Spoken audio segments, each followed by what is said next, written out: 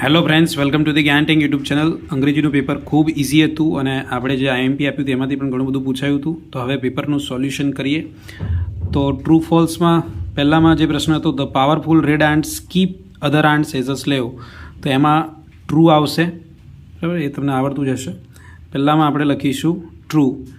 Herbert is alive at the end of the story, એટલે કે મંકીસ પાવાળા પાર્ટમાં જે હર્બર્ટ છે એ છેલ્લી સ્ટોરીમાં જે છે એન્ડમાં જીવતો હતો, તો એ ખોટી વાત છે, એટલે કે ફોલ્સ આવશે.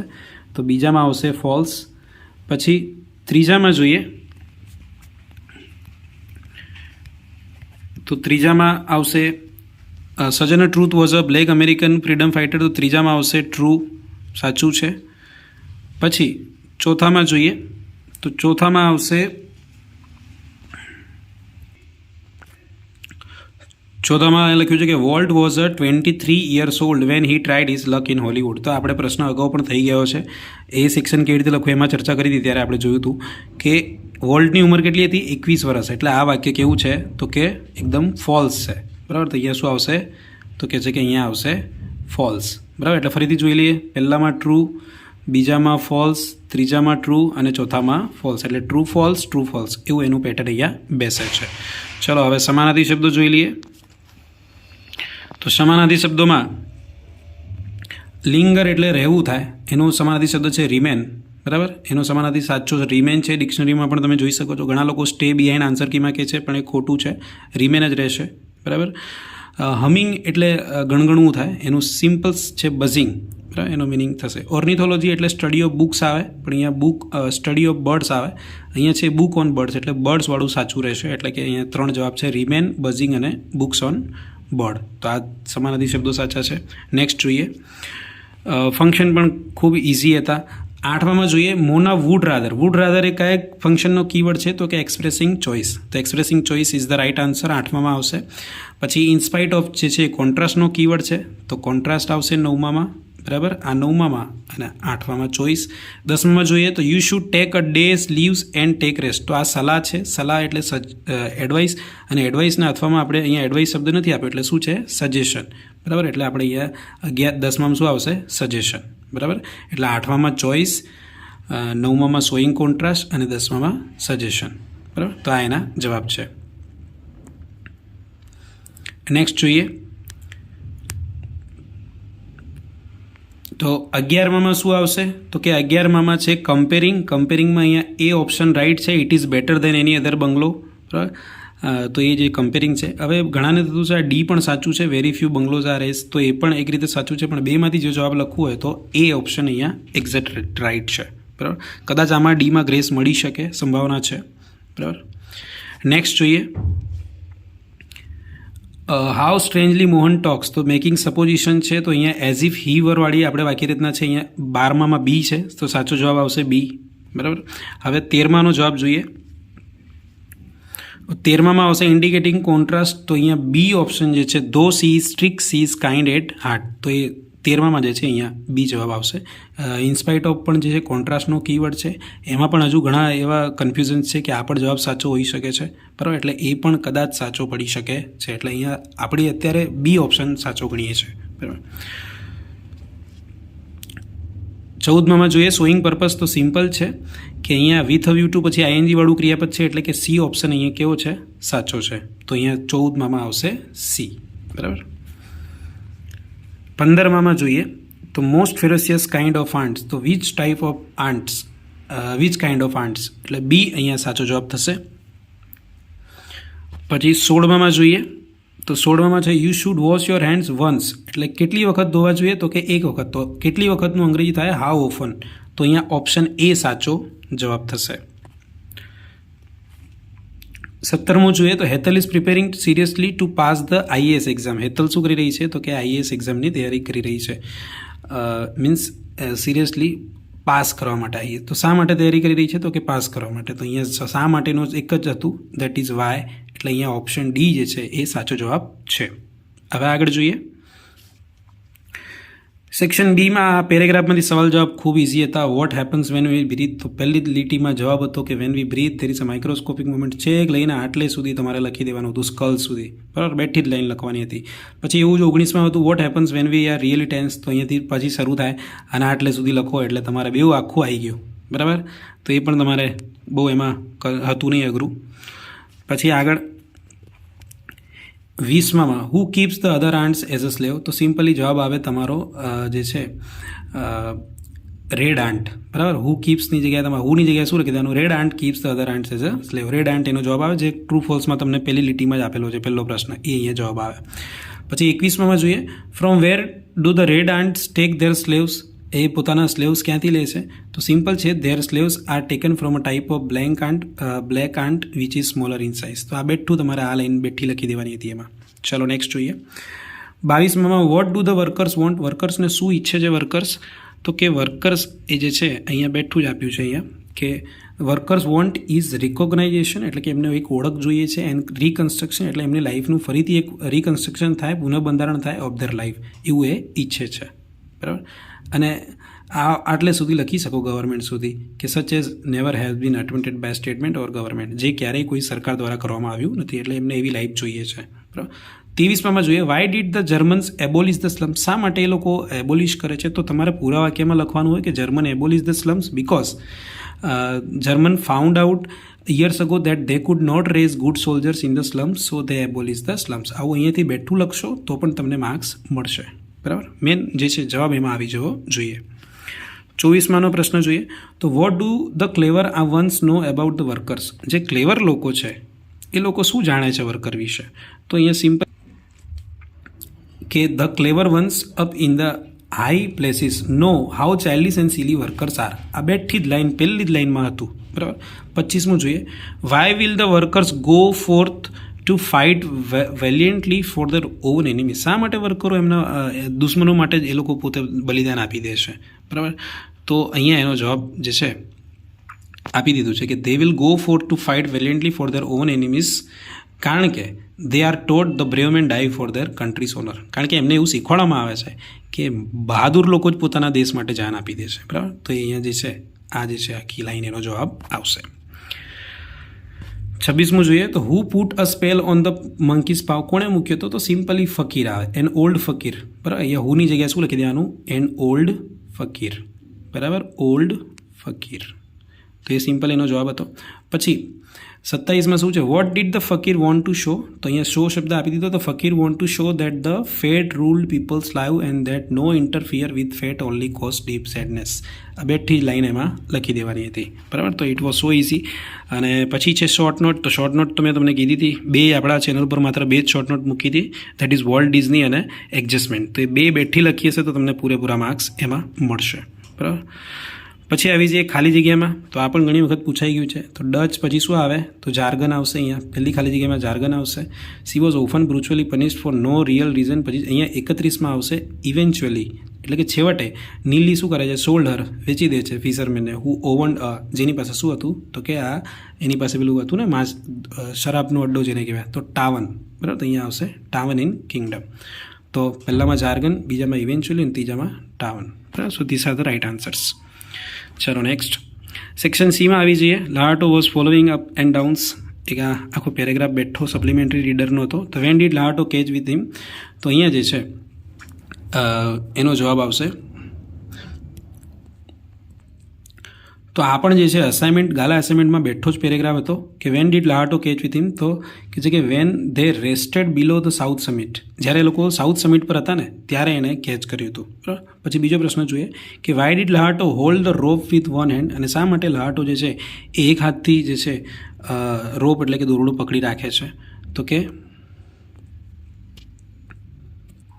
તો અહીંયા એનો સિમ્પલી જવાબ આપ્યો છે કે holding the rope with one hand, અહીંયા આપ્યું છે holding with rope one hand more for balance, શાના માટે, એ બેલેન્સ કરવા માટે, ધેન સિક્યુરિટી, બરાબર. એને સુરક્ષા કરતાં એટલે પેલું સંતુલન જળવાઈ રહે એના માટે એ જે છે રોપ વન હેન્ડથી પકડી રાખે છે. નેક્સ્ટ જોઈએ વોટ ડીડ લાહાટો નોટિસ, તો એ શું નોટિસ કરે છે, તો જે છે એનો જવાબ પણ અહીંયા આપ્યો છે બેઠો જ કે લાહાટો નોટિસ દેટ હવે આઈની જગ્યાએ તમારે હીટ લખવાનું, બરાબર. તો he had been climbing with oxygen at about 2.5 liters per minute against the normal for this heights. તો આ બેઠું હાઇટ સુધી તમારે લખવાનું છે, અહીંયાથી લઈને આટલે સુધી. તો એનો બેઠો જવાબ હતો, બરાબર. અને આ એસાઇનમેન્ટમાં બેઠો પેરેગ્રાફ છે ને જેનું સોલ્યુશન પણ આપણે કર્યું છે. નેક્સ્ટ જોઈએ તો 36મો પ્રશ્ન છે કે વોટ ડીડ ધ ટોબર્સ બિલ્ડ. તો સિમ્પલ છે અહીંયા. તે બિલ્ડ જે છે અહીંયા બેઠું જ આપ્યું છે કે દે બિલ્ડ અ હ્યુજ સિટી, બરાબર. તો અહીંયા જવાબ શું આવે? Huge city. પછી વેર ડી ધ નમ્સ લીવ. એ લોકો ક્યાં રહે છે? તો ઇન અ હ્યુજ ફેક્ટરી, બરાબર. નમ્સ ક્યાં રહે છે? હ્યુજ ફેક્ટરીમાં. તો એનો જવાબ છે.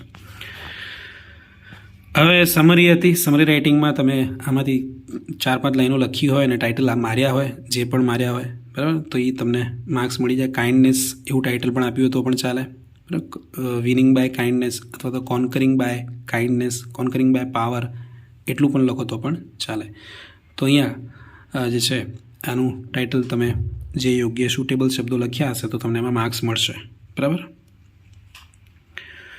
પછી પેરેગ્રાફ હતો what is this news clip about.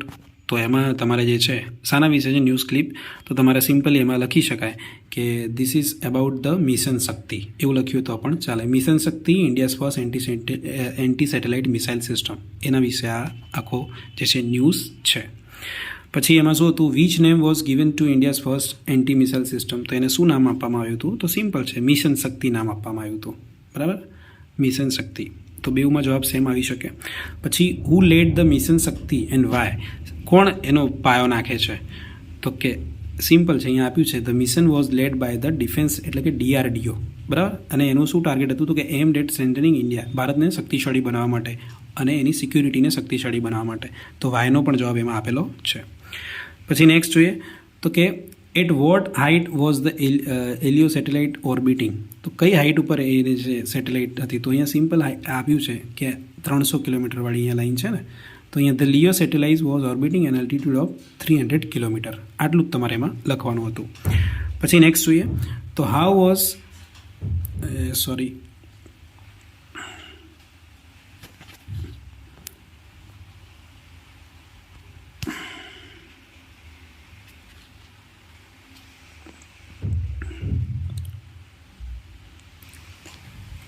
પછી એમાં શું છે તો કે how was the mission according to the PM. Mission PMના મત મુજબ કેવું હતું? તો સિમ્પલ છે, PM ઘણું બધું એના વિશે બોલે છે. તો the mission was highly complex one and was conducted at the extremely high speed with remarkable precision. PM Modi said, એટલે આવું એ બોલ્યા છે. તો આ એના વિશે હતું. પછી આ પણ લખી શકાય કે it shows the outstanding scientist and the success of our space programme he added. એટલે આમાંથી તમે લખી શકો, બરાબર. આખી લાઈન એના મિશન વિશે જ છે PMના મત મુજબ, તો એ પણ તમે લખી શકો. પછી આવી જઈએ ખાલી જગ્યામાં પોએમમાંથી સવાલ જવાબમાં. તેમાં છે what does the queen of Himalayan wear. તો શું પહેરે છે? તો સિમ્પલ અહીંયા તમે લખી દીધું રોબ્સ ઓફ વ્હાઇટ, જે છે આમાં બેઠું આપ્યું છે કે રોબ્સ ઓફ વ્હાઇટ એટલે કે પરી ડ્રેસ પહેરે છે, બરાબર. પછી હાઉ ડઝ ધ નેચર, થોડી તકલીફ ઉતાવળમાં થઈ રહી છે. How does the nature paint the cheeks of Kanchenjunga. કેવી રીતે જે છે નેચર એ કાંચનજંગાના જે ગાલ છે ચીક્સ એને પેઇન્ટ કરી રહ્યું છે? તો અહીંયા લખ્યું છે with paint her cheeks with fairy fingers. તો લખી દેવાનું કે the nature paint the cheeks of Kanchenjunga with fairy fingers. પછી with whom the Kanchenjunga is compare. તો હિમાલયન્સ ક્વીન, બરાબર. તો એ સિમ્પલ બેઠું જ હતું. પછી where does the dark river flow. તો અહીંયા સિમ્પલી આપ્યું છે ઇન અ ડાર્ક કેવ. તો જવાબ શું આવે કે dark river flows in a dark cave. પછી where does the old man sit. તો સીટ્સ ક્યાં છે? તો કે ઓન અ સ્ટોની બેંક. તો old man sits on a stony bank of river, બરાબર. ચલો પછી આ એકદમ સિમ્પલ હતા. We bought tickets of the zoo. તો tickets of the zoo were bought, બરાબર, બાય અસ. અહીંયા શું આવે? By us. પછી શું આવશે?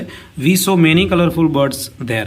તો કર્મ શું છે? Many colourful birds. તો many colourful birds were seen by us there. પછી we gave food to the monkeys. તો food was given to the monkeys by us. તો એકદમ સિમ્પલ હતું આ તો.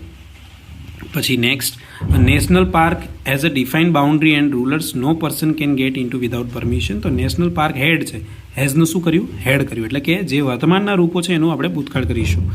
કેન છે તો એનું શું થશે? કુડ થઈ જશે. અહીંયા પણ કેન છે તો શું થઈ જશે? કુડ થઈ જશે. બરાબર. પછી લગભગ કંઈ ચેન્જ કરવાનું અમારે રહેતું નથી. તો આ પણ ઇઝી હતું. હવે એક્ટિવ ડાયરેક્ટ ઇનડાયરેક્ટ છે. તો કલ્પના, આમાં તમે હું ઉતાવળમાં બોલીશ થોડું, આપણે જોઈ લઈએ. તો કલ્પના જે છે છોકરી છે અને એ શું કરે છે? શોપકીપર પાસે આવે છે. એટલે Kalpana requested shopkeeper to show her dresses of a new style. બરાબર, એનું થઈ ગયું. Shopkeeper ask Kalpana which type of dresses, હવે do you want to buy એટલે સી વોન્ટેડ ટુ બાય, આનું શું થઈ જશે? સાદા વર્તમાનનું સાદો ભૂતકાળ. તો what type of dresses she wanted to buy, પ્રશ્ન ચિહ્ન નીકળી જશે. પછી કલ્પના રિપ્લાઇડ અથવા તો told shopkeeper told that she would like to buy fancy dresses. બરાબર, she would like to buy fancy dresses. પછી શોપકીપર છે એ જે છે એને કહે છે, એટલે કે ટોલ્ડ લખો તો ચાલે અથવા રિપ્લાઇડ લખો તો પણ ચાલે.